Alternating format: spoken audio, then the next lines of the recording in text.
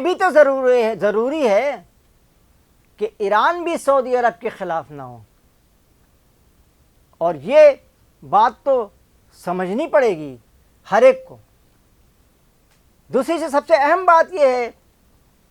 کہ اس معاہدے میں قطر کے ساتھ مصر کی شمولیت کا اعلان کیا جا رہا ہے، لیکن کل ایک قطر کے اخبار نے یہ بتایا ہے کہ مصر جو ہے وہ اس میں شامل نہیں ہوگا۔ کیوں نہیں ہوگا؟ اس کی وجہ آپ کو آگے بھی بتاتا ہوں، لیکن یہ جو اس وقت معاہدے کی جو شک سامنے آئی ہے کہ جی ایک دوسرے کے ملک پہ حملہ ہی اصل ہے، یہی حقیقت ہے، لیکن اس میں پراکسیز شامل نہیں ہیں کہ اگر کسی کی آپ کی وجہ سے ہمارے یہاں BLA حملہ کر رہی ہے تو جی ہم فوری طور پہ سعودی عرب کو بلا لیں یا ہم فوری طور پہ ترکیہ کو بلا لیں، ایسا نہیں ہو سکتا۔ یہ وہ چھوٹی چھوٹی، اور پھر وہ سعودی عرب جو ہے وہ حوثیوں کی جو ایرانی، آپ کو یہ کہنا چاہیے کہ ایرانی جو پراکسی ہے اس کو وہ خود ہی کنٹرول کریں گے اور کر بھی رہے ہیں۔ یعنی یمن کے انہوں نے حالات کو کنٹرول کیا ہے، اور جو حوثیز جو صنعاء میں بیٹھے ہوئے حوثی باغی ہیں ان کو بہت حد تک سعودی عرب نے کنٹرول بھی کیا ہے، اور اب سعودی عرب کے لیے بہت سارے کام آسان ہو رہے ہیں۔ دوستوں، تو آگے کیا ہوتا ہے اس سے پہلے میں آپ کو بتاؤں کہ یہ جو لوگ میرے چینل کو سبسکرائب کر رہے ہیں اور جو میرے چینل کو لائک اور اس کو دیکھ رہے ہیں، میں ان تمام لوگوں کا شکر گزار بھی ہوں، اور اس بات پہ بھی توجہ دینا چاہیے کہ اس کو زیادہ سے زیادہ شیئر بھی کریں، کیونکہ ہر اچھی بات کا شیئر کرنا آپ کے لیے ہمیشہ کے لیے باعث اطمینان اور باعث ثواب ہے۔ دوستوں، اس سلسلے میں پھر ایک مرتبہ یہ بتاؤں کہ یہ جو اس وقت جو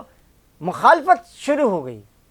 وہ جو مکہ ایکارڈ جسے کہتے ہیں، یہ جو جس میں دفاعی معاہدہ ہوا ہے پاکستان، ترکی اور سعودی عرب کا، اس ایکارڈ میں اب چھیڑ چھاڑ کا سب سے پہلے تو اس کی مخالفت کی ایران نے، لیکن اس کے بعد پاکستان کے وزیر خارجہ اسحاق ڈار صاحب نے فون کر کے بتایا تو ان کی طرف سے ایک پھسپھسا سا بیان آیا کہ ہاں ٹھیک ہے وہ ایران کے خلاف نہیں ہے اور ہم اس کا خیر مقدم کرتے ہیں اور یہ وہ، لیکن اس کے ساتھ ہی اسماعیل رضائی صاحب، جنہوں نے جو ترجمان تھے اور جو 16 سال تک جو ہیں وہ پاسدارانہ انقلاب ایران کے سربراہ بھی رہ چکے ہیں، کنٹرول بھی کر چکے ہیں اس کے، ان کو نیشنل سیکورٹی کا انچارج بنا دیا گیا، ایران کی قومی تحفظ کے سربراہ بنا دیے گئے، جنہوں نے مخالفت میں بیان دیا تھا۔ تب آپ خود ہی بتا دیں کہ وہ بیان صحیح ہے یا یہ بیان صحیح ہے کہ جس نے بیان دیا اس مکہ، اور جس نے دھمکی دی اور جس نے یہ الفاظ بولے کہ پاکستان اور ترکیہ سعودیوں تم کو نہیں بچا سکیں گے ہم سے، اس کو قومی سلامتی ایران کا مشیر بنا دیا گیا۔ یہ ہے ساری کہانی۔ اس کے پیچھے جو ہے، اب پہلے تو سعودی عرب کا اور ترکیے کا اور پاکستان کے معاہدے کی مخالفت یا تو بھارت کا بنتا تھا اور یا پھر اسرائیل کا بنتا تھا، لیکن نہ اسرائیل نے اس کی مخالفت کی تھی نہ بھارت نے کی تھی۔ ہو سکتا ہے کہ شاید ایران کے مذمت کے بعد، یعنی اسماعیل رضائی صاحب جو کہ قومی سلامتی کے مشیر ہو گئے ہیں ایران کے، ان کے بعد یہ بیان آنے کی کوشش کی گئی اسرائیل سے بھی، اور اسرائیل نے بھی اس پر بیان بازیاں کی کہ جناب وہ ہم اس معاہدے کو نہیں مانتے اور یہ ہمارے لیے خطرناک ہے۔ لیکن اسماعیل رضائی صاحب نے اس کو خطرناک اپنے لیے نہیں قرار دیا، انہوں نے اس کو سعودی عرب کے لیے خطرناک قرار دیا گیا کہ ہم اپنے حملے اتنے شدت کے ساتھ تمہارے اوپر کریں گے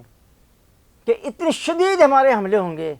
کہ تمہیں نہ پاکستان بچا سکے گا نہ سعودی عرب بچا سکے گا۔ یہ ٹویٹ میں موجود ہے، جس کو دیکھنا ہے جا کے اسماعیل رضائی صاحب کا ٹویٹ دیکھ سکتے ہیں۔ یہ ساری صورتحال بنی ہے، اور اب بھارت کی باری ہے۔ اسرائیل نے مخالفت کر دی ہے، ایران نے مخالفت کر دی ہے، اب بھارت کی باری ہے۔ لیکن ایک جو سب سے آپ کو اہم بات بتاؤں وہ یہ ہے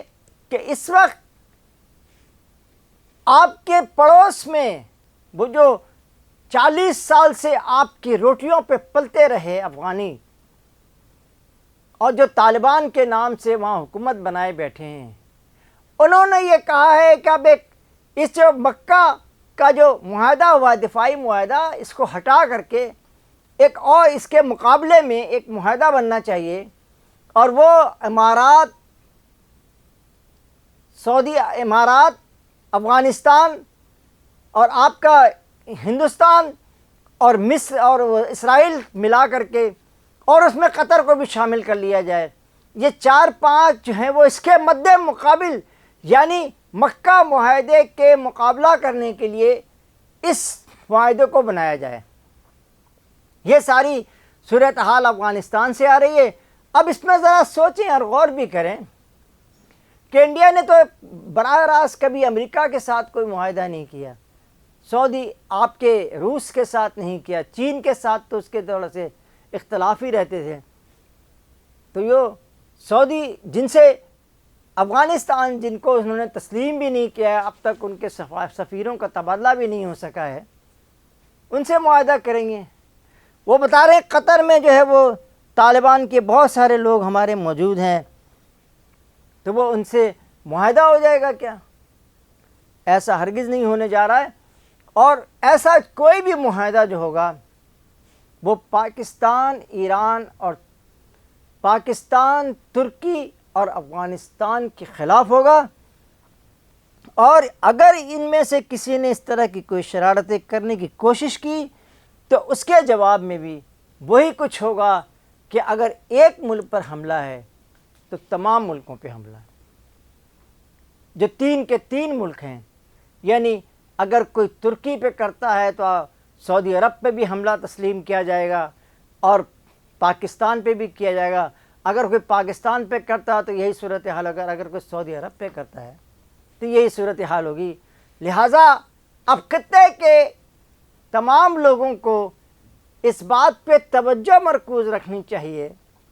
کہ حضور والا، یہ پل دو پل کا کھیل نہیں ہے،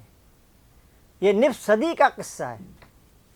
اس کے ساتھ ہی قاضی جاوید آپ سے اجازت چاہتا ہے۔ اللہ حافظ، السلام علیکم۔